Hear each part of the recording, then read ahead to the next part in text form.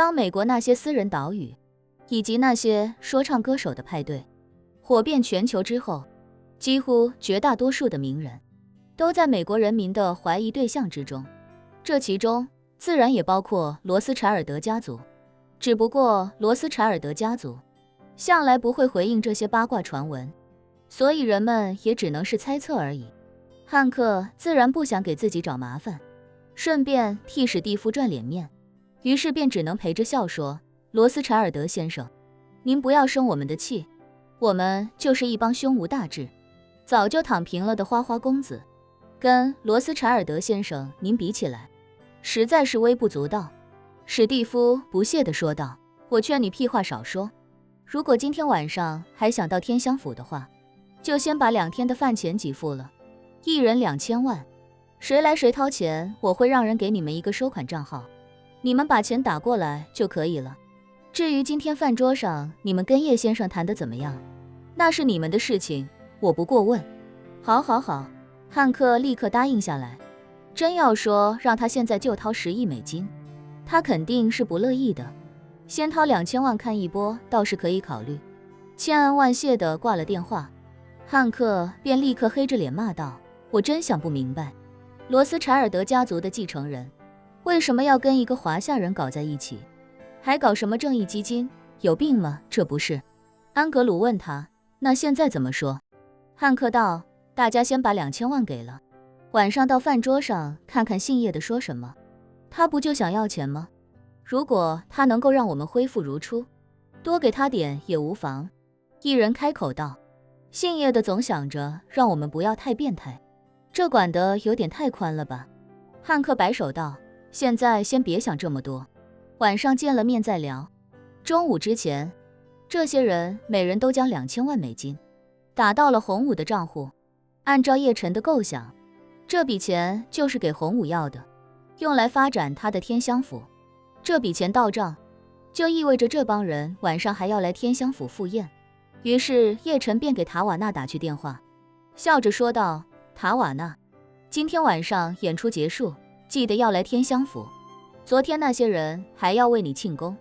塔瓦纳并不知道昨天这帮人身上究竟发生了什么，诧异地问，叶先生，那帮人昨天不是不接受您的提议吗？怎么今天又要去？叶晨微微一笑，开口道，晚上过去你就知道了。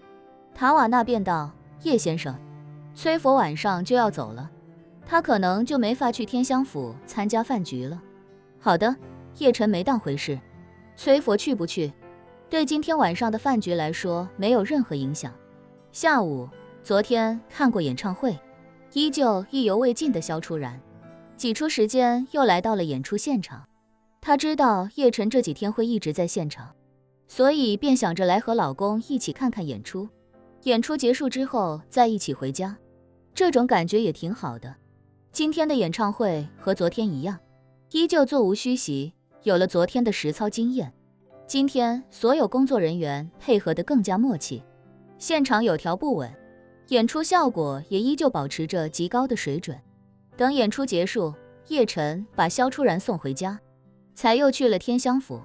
萧初然也没多想，在他看来，老公现在也算是塔瓦纳团队的工作人员，演出结束与他们一起吃饭，复盘工作可能也是很必要的。当叶晨来到天香府的时候，塔瓦纳已经到了，那10几个人也全都到了现场，一个个见到叶晨如坐针毡。叶晨见他们脸色都不太好，便好奇地问道，几位怎么了？看起来没有昨天晚上那么容光焕发了。汉克作为代表直接开门见山，叶先生，不知道您到底在我们身上下了什么手段，我们昨天晚上无一例外全都阳痿了，你是给我们下毒了吗？下毒？叶晨笑道，无色无味，无痛不痒，就能让你们失去男性的能力，你见过这么神奇的毒吗？汉克皱眉问道，那您的意思是不承认了？不，叶晨摆摆手，淡然笑道，你们失去功能确实是我的所为，但我的手段并不是下毒，而是比下毒要高深得多。只要我不愿意高抬贵手，你们几个有一个算一个，这辈子都不可能再体验到当男人的感觉了。汉克又急又气，质问他：叶先生，你这就有些过分了吧？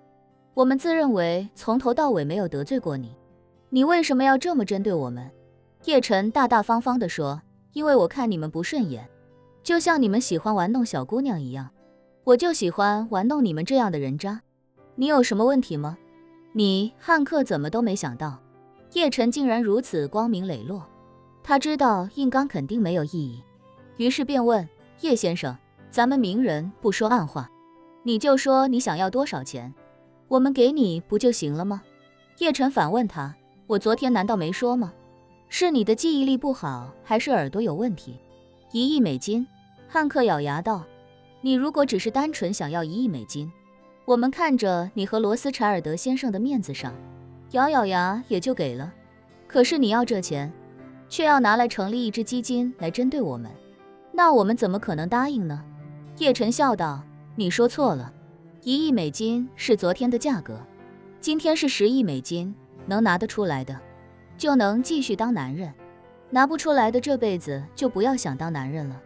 说到这里，叶晨感叹一句：哎呀，其实我不介意你们花这么多钱，没必要，你们这帮人这辈子老玩别人，肯定也已经玩够了，干脆趁着这次机会就躺平吧，以后让别人玩，你们不也挺好的吗？这样你们还能省下10亿美金。汉克瞪大眼睛，脱口道：叶先生，我们是变态，但我们不是基佬啊。叶晨耸耸肩，摊开双手，一脸无辜地说道：那我就没办法了，要不你们试着转型，不试一下怎么能知道呢？说着，叶晨看向史蒂夫，笑道：史蒂夫，这帮人不是都喜欢弄一个岛上去玩吗？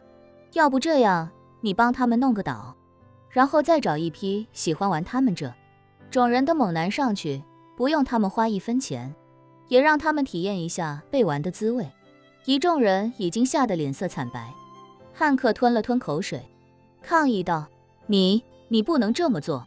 叶晨笑道：你放心，我还有办法让你心甘情愿地爱上被人玩弄，如果你不信的话，可以试一试。